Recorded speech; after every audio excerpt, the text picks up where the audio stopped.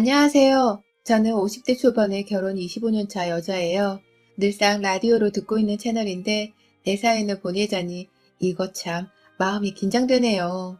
저의 얘기는 제 남편부터 먼저 꺼내보며 시작을 해야 할 것 같아요. 제가 아이를 좀 늦게 가진 바람에 저희 부부는 아직 중학생밖에 되지 않은 저희 딸아이를 정말 애지중지 키웠습니다. 늦둥이의 외동딸이기도 했고 남편이 저만큼이나 애를 바래왔었는지라 하나 태어난 것만으로도 어디냐며 참 예쁘게 키웠죠. 저는 언론사에서 칼럼을 쓰고 있는 프리랜서 작가이고 저희 남편은 직장을 다니는 사람이었는지라 애 키우고 일하는 거 말고는 쭉 다른 부부들처럼 보통으로 살아왔습니다. 오히려 제가 글쓸 때면 방 안에 틀어박혀 나오지를 않는다고 해서 제 남편이 아내 살림도 빠듯하게 잘 챙겨주곤 했죠. 그런데 착하고 열심히 잘 살아온 저희 남편이 2년 전에 대장암에 걸렸습니다. 처음 진단을 받은 것을 시작으로 남편의 상태는 시간이 지날수록 급속도로 나빠지기 시작했어요. 남편이 아파서 들어눕게 되면서부턴 일은커녕 외출조차 마음대로 쉽게 하지 못하더라고요. 남편의 상황이 이렇다 보니 시아버지께 말씀을 드려야 했습니다. 시아버지는 시어머니 여이시고 홀로 사시는 분이시고 혹여나 하는 마음에 저희 시댁 형제들이 다 돈을 모아서 서울집 주변 아파트 한 채를 월세로 잡아 모셔놓고 살고 있었어요. 시골에서 서울로 올라오실 때 아버님께서 저희 집으로 아예 합가를 하고 싶다는 의사를 비추기도 하셨고 그래서 실제로 저한테 왜 굳이 월세집을 잡아서는 돈 나갈 짓을 하냐고 혼을 내기도 하셨는데요. 합가 그게 뭐 쉽냐고요. 결혼하고 지금 애 하나에 남편 하나 뒷바라지 하는 것만으로도 정신이 사납고 힘들어 죽겠으나 그마저도 내 가정 사람들이니까 봐주고 참은 거였는데 만약 여기에 시아버지까지 들러붙어 내가 손을 써야 하는 상황들이 더 생긴다면 저는 아마 스트레스로 병에 걸려 남편처럼 알아놓았을지도 몰라요. 그때 그 마음을 진지하게 아버님께 표현했고 정작 자기 아들인 남편조차도 시아버지와는 그렇게 친하게 잘 지내는 사이가 아니어서 그런지 함께 사는 건 별로겠다며 딱 잘라 말을 건네주었어요. 그렇게 해서 합가는 불발이 되었고 그나마 착한 여기 형제들이 다 돈을 모아서 월세집이라도 구할 수가 있었던 것입니다. 하지만 남편이 아프고 나서부터는 아버님께서 많이 힘들어하시는 듯 했습니다. 이러다 자신보다 아들이 먼저 세상을 뜨는 것이 아니냐면서 최악의 상황을 걱정하며 두려움을 느끼기도 하셨어요. 저를 붙잡고 남편의 상태가 어떠냐며 저희 집으로 직접 찾아오신 적도 있으셨고요. 저희 딸이랑은 둘이서 문자를 자주 하는 사이셨는데 딸한테 날마다 남편의 소식을 대신 전해 듣고 계신 건지 주기적으로 남편이 좀 아팠다고 하는 날 다음에는 집에 와서 남편을 보듬어 주셨습니다.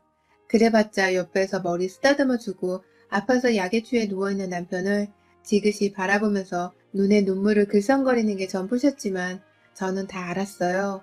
아버님의 마음속에 엄청난 슬픔이 차 있을 것이란 걸 말입니다. 하루는 남편이 작은 수술을 하나 끝내고 와서 집에서 밥을 제대로 넘기지를 못할 때가 있었는데요. 아버님이 혼자 집으로 또 찾아오셔서는 그런 남편의 모습을 기어코 보시고 말을 잊지 못하셨어요. 충격을 받아 헤어나오지 못하는 사람 마냥 말이죠. 생전 교회라고는 가본 적이 없으셨던 분이셨는데도 무슨 기도를 그렇게 하시는지 어디서 구한 십자가를 들여다가 방한 남편 옆에서 기도를 올린 적도 여러 번이셨어요. 저는 이쯤 되니 시아버지가 정말 가엾을 지경이었습니다. 하나밖에 없는 아들을 곧 잃을 거라는 생각을 하는지 매번 볼 때마다 야위어가는 아버님의 상태가 걱정이 되기 시작했죠. 그와 동시에 남편의 상태가 조금씩 나빠지면서부터는 제가 온전히 남편한테만 신경을 쓴다고 시아버지의 집에 찾아가 보거나 따로 안부 연락을 드리는 것조차 너무 버거웠습니다. 이게 얼마나 지속될지 모른다고 생각을 하니 그냥 아버님을 저희 집으로 모셔 데리고 와서 함께 살아야겠다는 생각을 하게 되었습니다. 저는 저대로 아버님 집 월세값으로 나가는 돈을 남편의 치료 비용에 보탤 수가 있으니 좋은 것이었고 한꺼번에 아버님을 집안에 모시면서 오히려 남편을 간병하는 데에 필요한 손 하나가 더 늘어나는 것이라 도움을 받을 수 있는 것이 많을 거라 생각했습니다.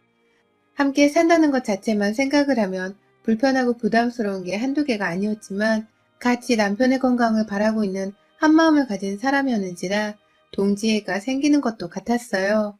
남편의 다른 형제들, 특히 아주버님은 아버님의 성격이 그리 호락호락한 분이 아니라 함께 사는 게 결코 쉽지 않을 거라고 걱정을 많이 해주셨는데 저는 당장에 무언가를 고민하고 시간을 쏟을 여유가 없었습니다.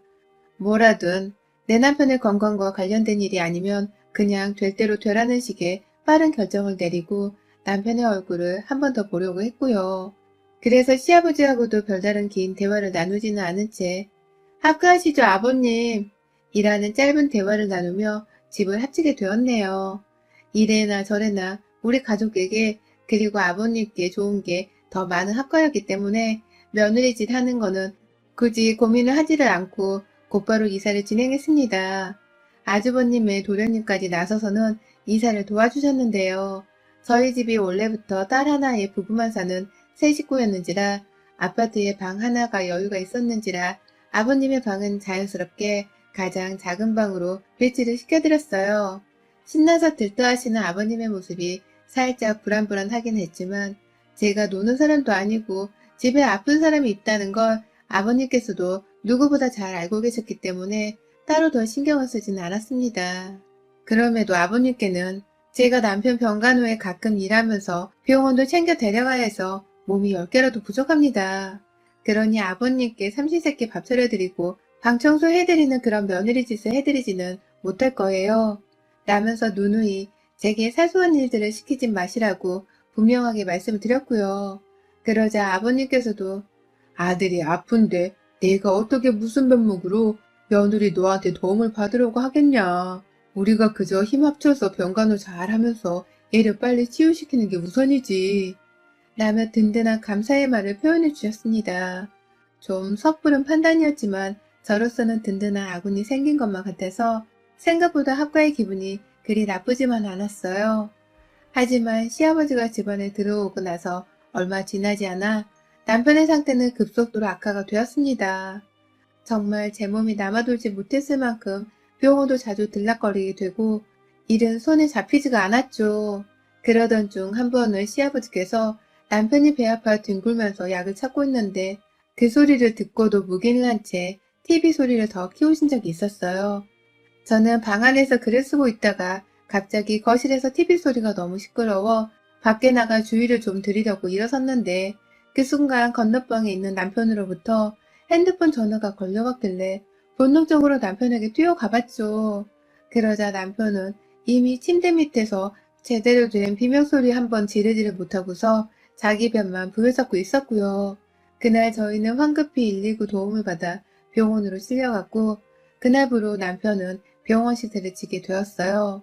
순간 너무 놀랐는지라 숨 고를 시간도 없었고 차마 왜 소리를 지르지 않고서 전화를 했냐고 물어볼 수도 없었습니다.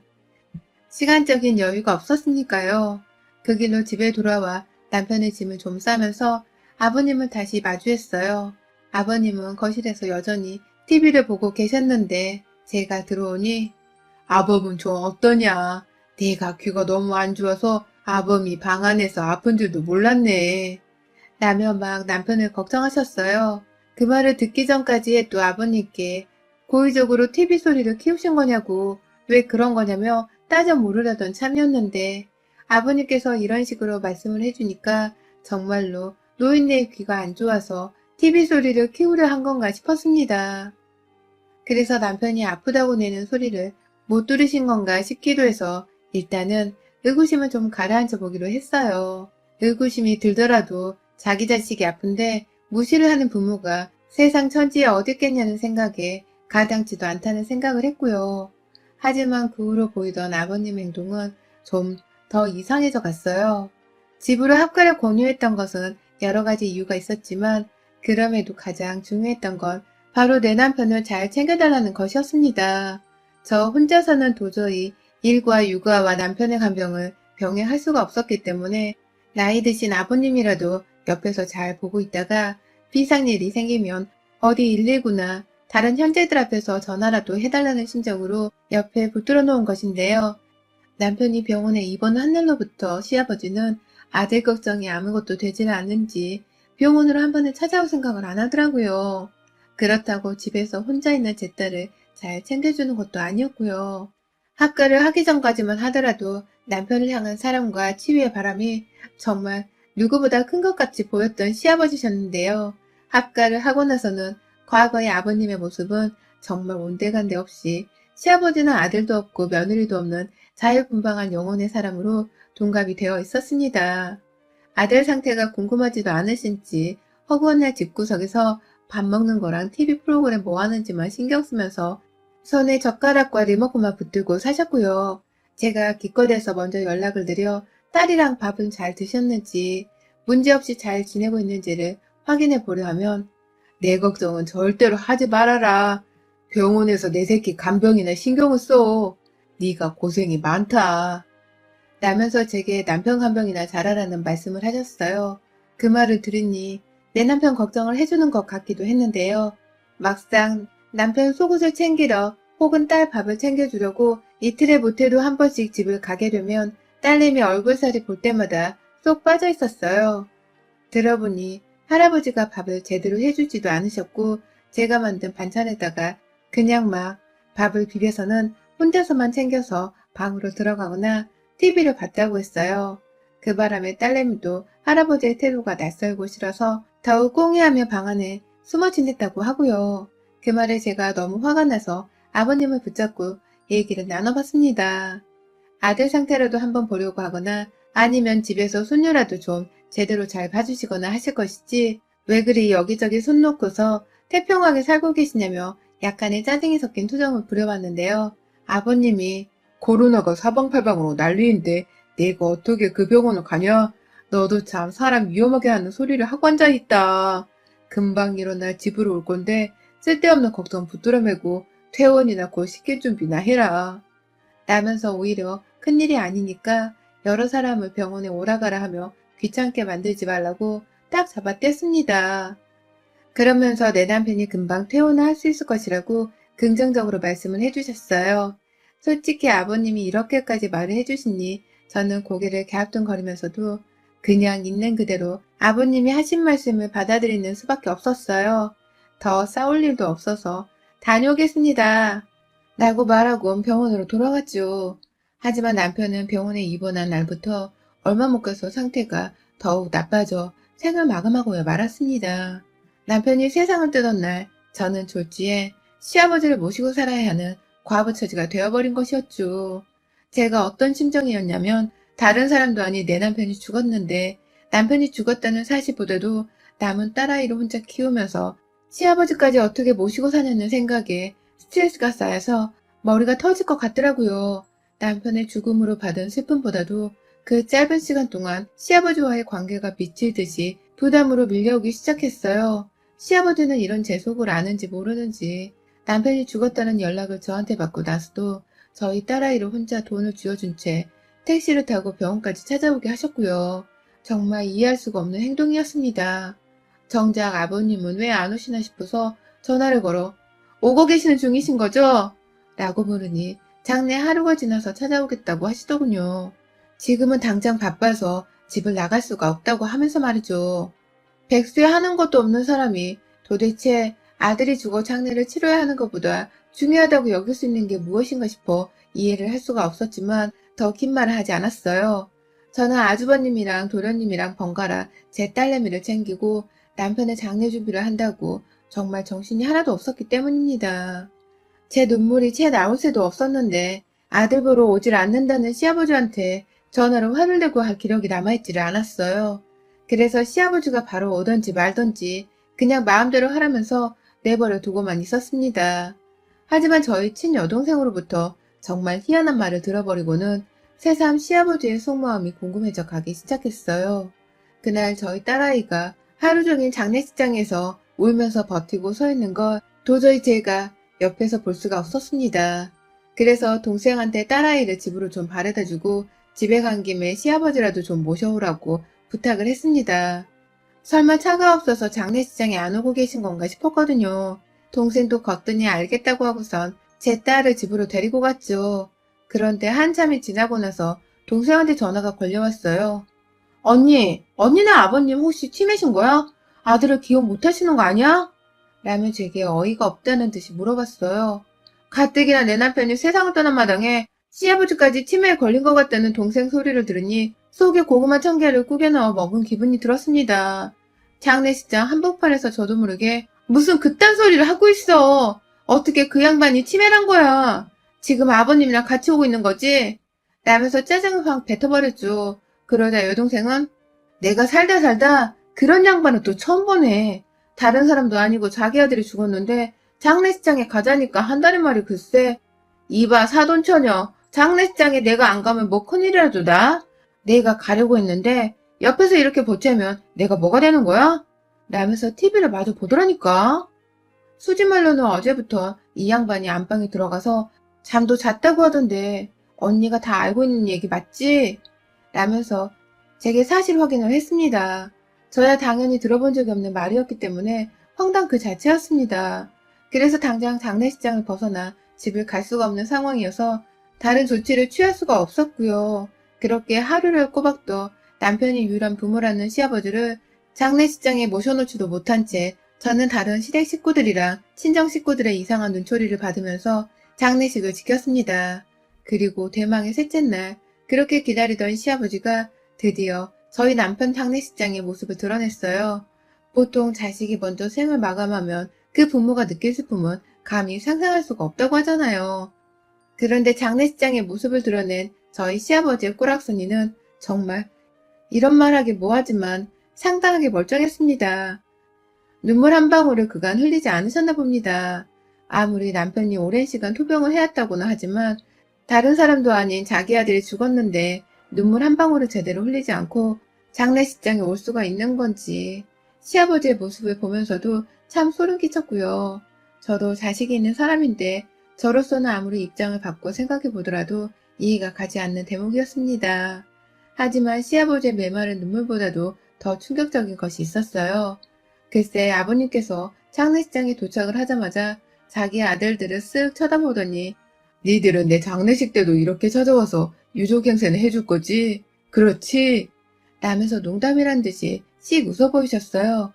그리고는 자리에 앉아 아침을 제대로 먹지 못했다면서 육개장을 몇 사발 들이부으시는 게 아니겠어요? 며느리가 집에 없으니 따뜻한 밥을 제때 먹기가 힘들었다면서 지 아들 장례식장에서 나오는 밥이 맛있다고 막 허겁지겁 드셨고요. 그 바람에 저뿐만 아니라 저희 친정 식구들도 뭐 저런 노인네가 다 있냐며 뒤에서 혀를 차기 시작했고요. 그런 시아버지의 모습을 이미 집에서 목격했던 제 여동생은 언니 내가 뭘 했어? 치매 맞다니까? 치매가 아니고서야 자기 아들이 죽었는데 저럴 수가 없잖아. 확실히 아니게 맞는 거지? 가족도 아무도 모르는 사이에 치매 판정을 받고서는 지금 죽은 사람이 그냥 아는 사람이라고 생각을 하는 건 아니야? 라면서 시아버지의 모든 행동을 기겁하며 쳐다보고서는 저에게 귓속말을 하며 아주 질색팔색을 했습니다. 그 바람에 저 또한 시아버지의 정신상태가 정상은 아니란 것이 분명하다는 의견이었고 서둘러 아주버님께 달려가 왜 저러시는 거냐며 저도 모르게 장례식장에서 시아버지를 내쫓아야 하는 게 아니냐면서 화를 내버렸어요. 그러자 아주버님은 자기 남동생을 한번 쓱 그리고 제 남편이 엉정사진을 한번 쓱 쳐다보더니 긴 한숨을 내쉬면서 그러더라고요. 저 양반은 저러고도 남은 사람이에요. 애초에 재수씨가 왜 우리 아빠랑 합가를 한다고 얘기를 한 건지는 모르겠지만 내가 아는 우리 아버지는 딱 저런 사람이었어요. 라고 말입니다. 아주버님의 말로는 저희 시아버지가 젊은 적부터 집안에서 폭력도 잘 휘두르고 그냥 말 그대로 아버지로서의 역할도 제대로 하지를 못하는 주정뱅이였대요. 돌아가신 시어머니도 살아생전 고생을 참 많이 하셨는데 돌아가시던 장례식장에서도 시아버지가 눈물을 쏟기는커녕 술을 퍼마시다가 술을 쏟아버리면서 장례 자리를 아주 개판으로 만들었다는 유명한 전례도 있었고요. 저야 뭐 시어머니가 결혼하기 전에 돌아가셨기 때문에 남편으로부터도 정확히 들어본 적이 없어 처음 알게 된 사실이었어요. 평소 남편이 시아버지하고서 왕래가 잘 없었고 서울로 모셔놓고 나서도 며느리인 저나 형님께서 주도적으로 시아버지를 찾아왔기 때문에 아들들과 아버지 사이가 그리 가깝지만은 않다는 것을 알고는 있었지만 이 정도일 줄은 정말 상상도 못했습니다.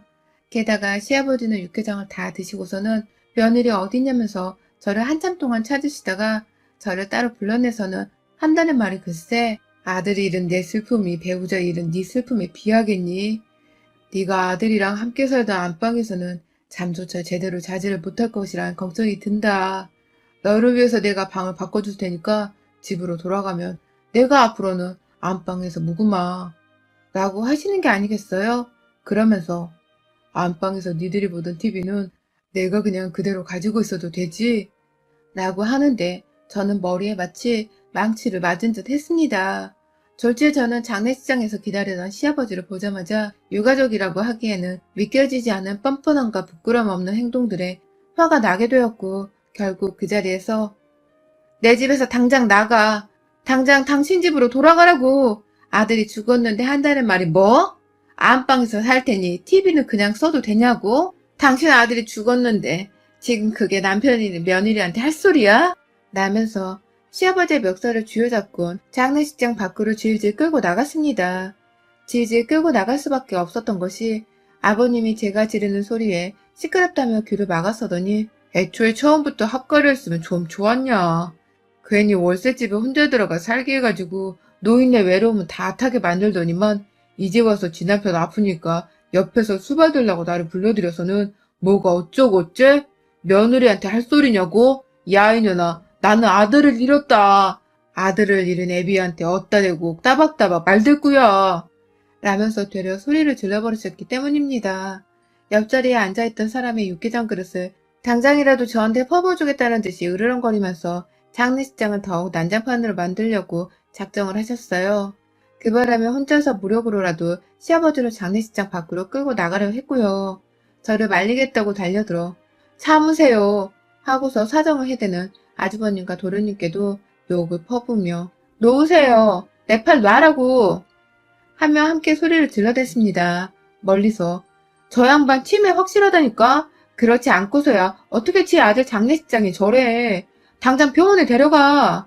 라면서 여동생을 안절부절을 못하는 저를 오히려 도와주겠다면서 시아버지의 팔 한쪽을 붙잡고 장례식장 밖으로 함께 끌고 나가줬습니다.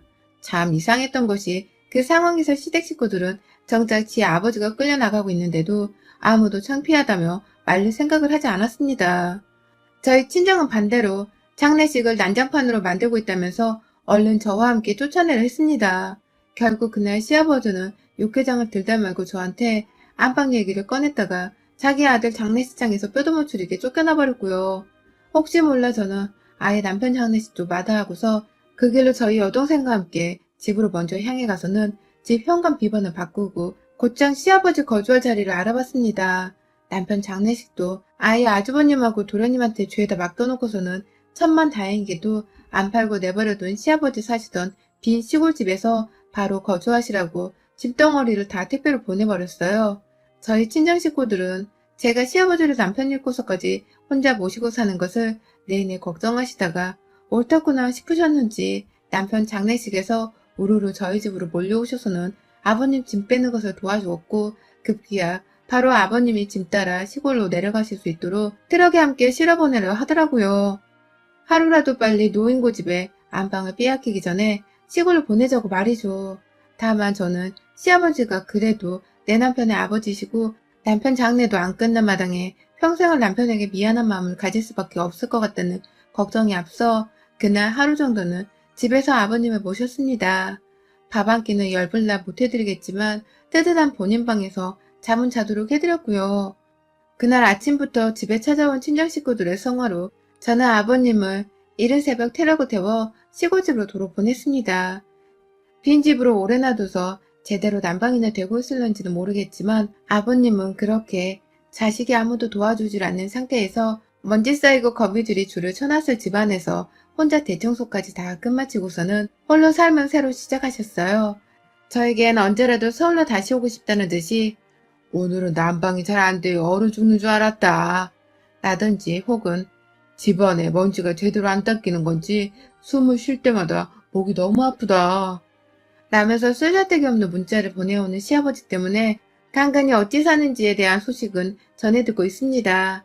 그래봤자 제대로 된 답장 한번 해주지를 않아서 시아버님은 속이 많이 타들어가셨을 텐데 그것 또한 시아버지가 저지른 말과 행동에서 비롯된 벌이라고 생각을 하고선 달게 벌을 내려드리겠다고 마음을 다잡으며 살고 있네요. 여러분의 생각은 댓글로 남겨주세요. 오늘도 시청해 주셔서 정말 감사합니다.